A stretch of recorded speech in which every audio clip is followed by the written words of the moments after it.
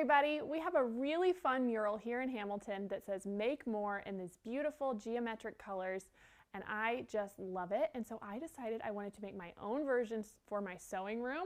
You can see it behind me here. Let me show you how to make it.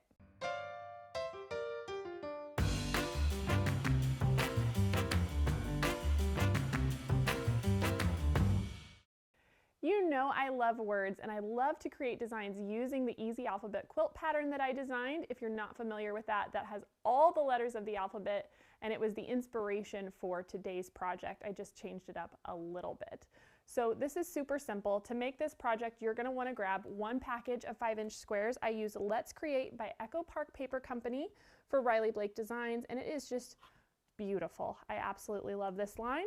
So in addition to that, you're also going to need 3/4 of a yard of background fabric. You're going to want to pick whichever one matches your charm pack best. You'll also need 1/4 of a yard of your border fabric, and I also use this same print for binding, which you'll need a 1/2 yard for that. And then you'll need 1 yard for your backing. And so that is what I have used. Let's go ahead and set this aside and get started. As far as your charm pack is concerned, you are going to pick 25 of your favorite prints, and I just avoided the really lights on the top. And so I just pulled from all these beautiful prints in the back. So let's just grab a few here to get started. Make sure we've got some variety. Maybe one of these blues, so pretty. And then we are going to stack these up. And all 25 that you choose, we are going to cut in half both directions to make 2.5-inch squares. So I have my little 2.5 by 8-inch ruler here. I can lay that right along the side and cut this in half this way, and then come back and cut it in half this direction as well. There we go. And so now this quilt is all about the layout. We're going to lay out each letter, and a few of them are going to require some half square triangles. So let's go ahead and make that as well. So I'm just going to pick a few of these, and we're going to match those up with some of our background 2.5-inch squares. And I'm going to go ahead and get a pencil and draw a line here, because for this project we're going to sew right on the line. So we'll just mark corner to corner.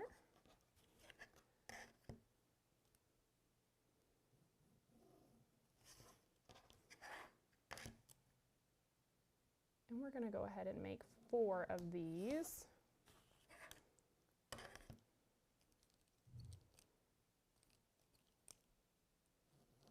There we go. All right, so now I can take my prints and my background to the machine, and we're going to sew right on that line.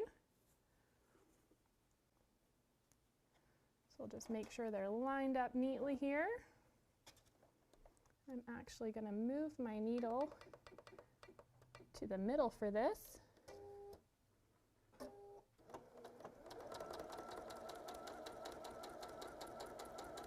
And this is a great opportunity to chain piece, and that just means we're going to place one in right after the other.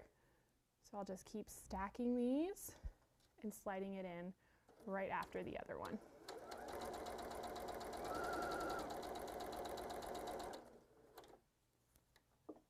And chain piecing saves thread and time because we're not clipping in between every single seam.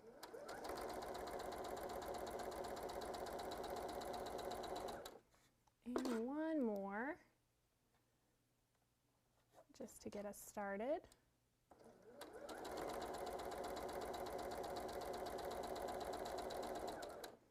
All right.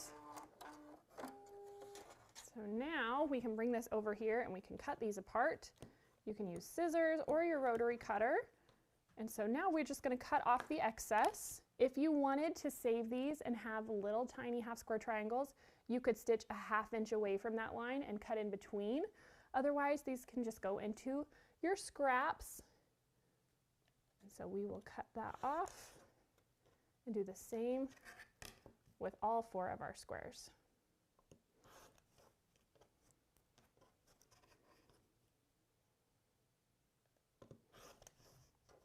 And one more.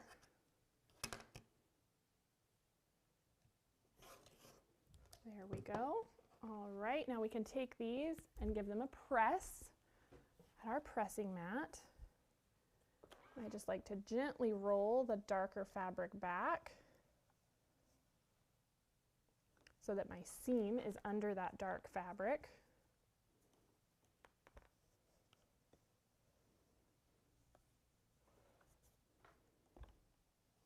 There we go. And one more. Just like so.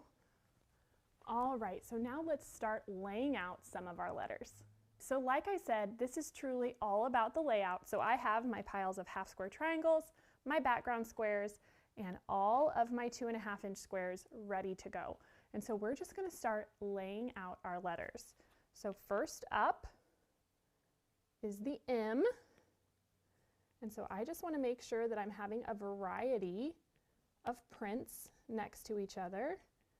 So I just like to pull from my stack and make sure that I've got different prints going the whole time.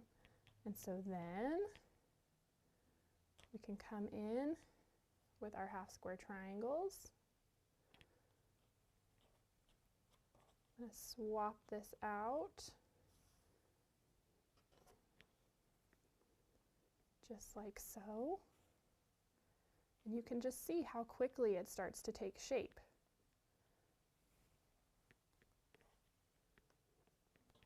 Just like this.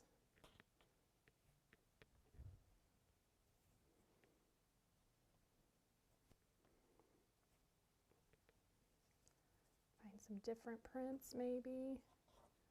Use that one up there. There we go. So there is our M. And so this process is just going to continue with every single letter, and really the trickiest part is making sure that you get those half square triangles in the right place. So let's take a few of these and look at the project behind me and see how they fit in. So you can see here's that M that we laid out.